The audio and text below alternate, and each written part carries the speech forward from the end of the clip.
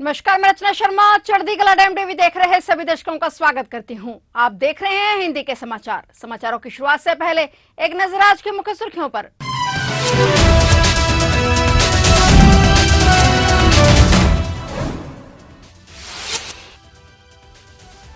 बांग्लादेश की पीएम शेख हसीना कल दिल्ली के लिए होंगी रवाना। मोदी सरकार के शपथ ग्रहण में होंगी शामिल। शपथ ग्रहण समारोह की हो रही भव्य तैयारियां।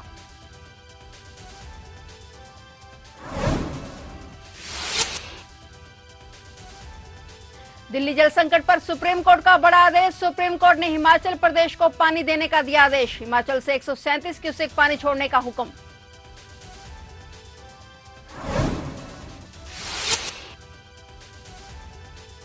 विपक्ष में बैठेगा इंडिया गठबंधन। फिलहाल सरकार बनाने की कवायद नहीं। खड़गे बोले लड़ाई जारी रहेगी।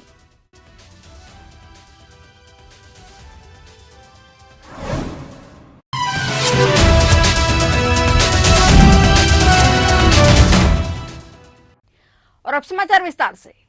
लोकसभा चुनाव में जीत के बाद अब मोदी सरकार के शपथ ग्रहण समारोह की तैयारियां शुरू हो गई हैं। नरेंद्र मोदी तीसरी बार प्रधानमंत्री के रूप में शपथ लेंगे। शपथ ग्रहण समारोह 8 जून को है। पीएम मोदी के शपथ ग्रहण समारोह में विदेशी मेहमान भी शामिल होंगे। खबर है कि नरेंद्र मोदी के शपथ ग्रहण समारोह में नेपाल, श्रीलंका, बांग्लादेश, मॉरिशस के राष्ट्राध्यक्ष के साथ ही भूटान के पीएम भी शामिल होंगे। इनके अलावा कई अन्य देशों के भी नेता मोदी के शपथ ग्रहण समारोह में हिस्सा लेंगे। पीएम मोदी ने बांग्लादेश के प्रधानमंत्री शेख हसीना से भी फोन पर बात की और उन्हें अपने शपथ ग्रहण समारोह में शामिल होने का निमंत्रण दिया और हसीना ने उनका निमंत्रण स्वीकार कर लिया है और वे कल दिल्ली के लिए रवाना होंगी।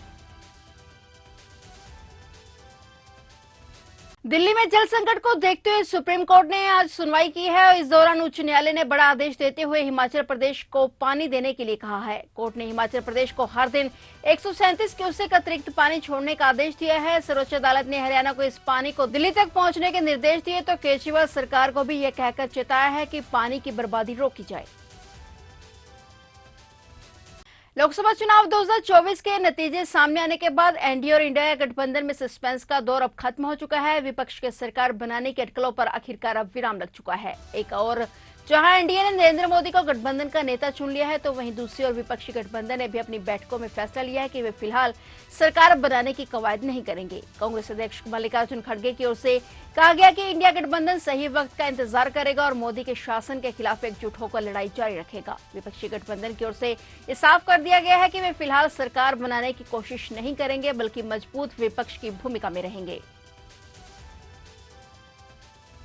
उत्तर प्रदेश के मुजफ्फरनगर जिले में पुलिस के साथ मुठभेड़ में 2,25,000 रुपए का इनामी बदमाश मारा गया है। पुलिस अधिकारियों ने जानकारी देते हुए बताया कि मारा गया गैंगस्टर बिहार का रहने वाला था। अधिकारियों ने बताया कि मुजफ्फरनगर के रतनपुर इलाके में उत्तर प्रदेश और बिहार की एसटीएफ की संयुक्त टीम ने इस कार्रवाई को अंजाम दिया। बिहार के बेगूसराय जिले के रहने वाले नीलेश राय के खिलाफ हत्या, लूटपाट और जबरन वसूली से 16 मुकदमे दर्ज थे। एक संयुक्त अभियान में उत्तर प्रदेश एसटीएफ की नोएडा इकाई और बिहार एसटीएफ की मुजफ्फरनगर के रतनपुरी थाना क्षेत्र में अपराधियों के साथ मुठभेड़ हुई। उन्होंने बताया कि मुठभेड़ में बिहार का कुख्यात अपराधी नीलेश राय गंभीर रूप से घायल हो गया, जिसे इलाज के लिए अस्पताल ले जाया गया, जहां उसने दम तोड़ दिया। पुलिस ने बताया कि मामले में कानूनी कार्रवाई जारी है।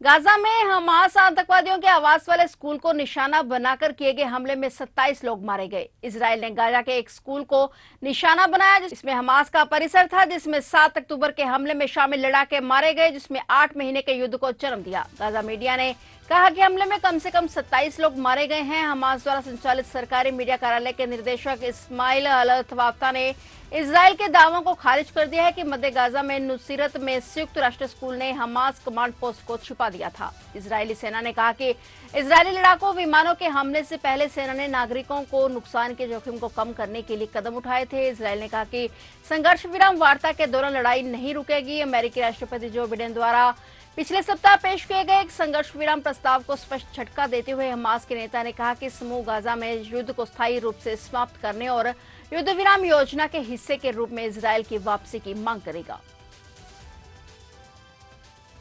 पंजाब में गत रात आए तूफान के कारण जहां बड़ा नुकसान हुआ है, वहीं इस तूफान ने पटियाला के एक पत्रकार की जान ले ली। मृतक पत्रकार की पहचान अविनाश कंबोज के रूप में हुई है। अविनाश कंबोज कई वर्षों से पत्रकारिता के क्षेत्र में अपनी सेवाएं निभा रहे थे। कल रात भी वे भारी बारिश और तूफान से बचने के लिए घर से निकले थे और इसी बीच तेज हवा के कारण बिजली का खंभा उनके ऊपर गिर गया, जिससे उनकी मौके पर ही मौत हो गई। मृतक अविनाश 3 बच्चों के पिता थे। इस घटना के बाद से परिवार का रो रो कर बुरा हाल है। अविनाश के निधन से पत्रकार समुदाय में शोक की लहर है। बता दें कि पंजाब में बीती रात तेज तूफान आया और बारिश भी हुई, जिससे लोगों को लाखों रुपए का नुकसान हुआ है।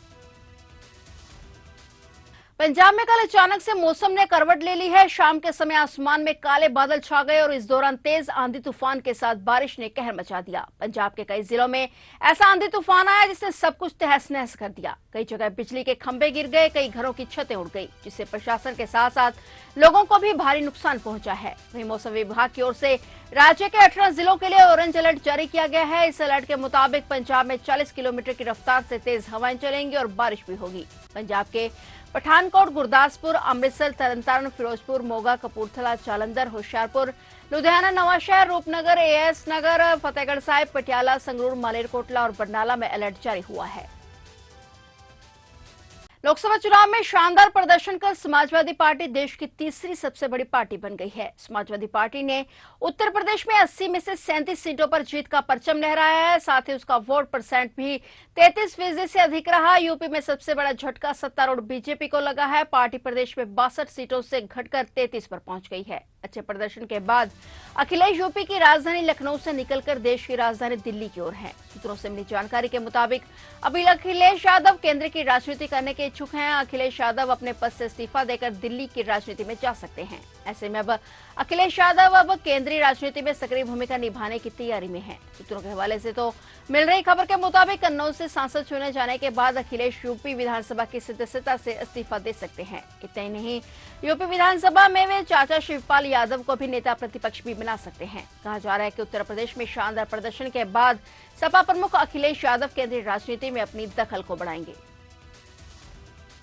मैक्सिको में दुनिया की पहली बर्ड फ्लू से मौत होने की खबर सामने आई है। विश्व स्वास्थ्य संगठन ने कहा कि पूर्ण स्वास्थ्य जटिलताओं वाले एक व्यक्ति जो बर्ड फ्लू से संक्रमित था, उसकी मैक्सिको में मृत्यु हो गई और वायरस के संपर्क का स्रोत अज्ञात था। WHO ने कहा कि आम आदमी के लिए बर्ड फ्लू वायरस का मौजूदा खतरा कम है। उनके अनुसार यह विश्व स्तर पर इन्फ्लुएंजा वायरस से संक्रमण का पहला प्रयोगशाला पुष्टि किया गया मानव मामला था और मैक्सिको में किसी व्यक्ति में एवियन H5 वायरस का पहला मामला था। गाजियाबाद के वसुंधरा में 2 मंजिला इमारत में आज एसी में ब्लास्ट होने से आग लग गई। आग लगने पर सोसाइटी में अफरा तफरी मच गई। फौरन इसकी सूचना दमकल विभाग को दी गई। आग लगने की सूचना मिलने पर 2 दमकल गाड़ियां मौके पर पहुंची और आग बुझाना शुरू कर दिया। दमकल अधिकारी ने बताया कि आग एक एयर कंडीशनर यूनिट के फटने के बाद लगी। हालांकि आग को 1 घंटे में बुझा दिया गया और किसी के हताहत होने की खबर नहीं है, लेकिन संपत्ति को काफी नुकसान पहुंचा है। बता दें कि अत्यधिक गर्मी पड़ने के कारण लगातार एसी में ब्लास्ट होने की खबरें सामने आ रही हैं। फिलहाल हिंदी के समाचारों में इतना ही और नए समाचारों के साथ फिर से हाजिर होंगे। तब तक के लिए देखते रहिए चढ़ती कला टाइम टीवी और मुझे दीजिए इजाजत। धन्यवाद।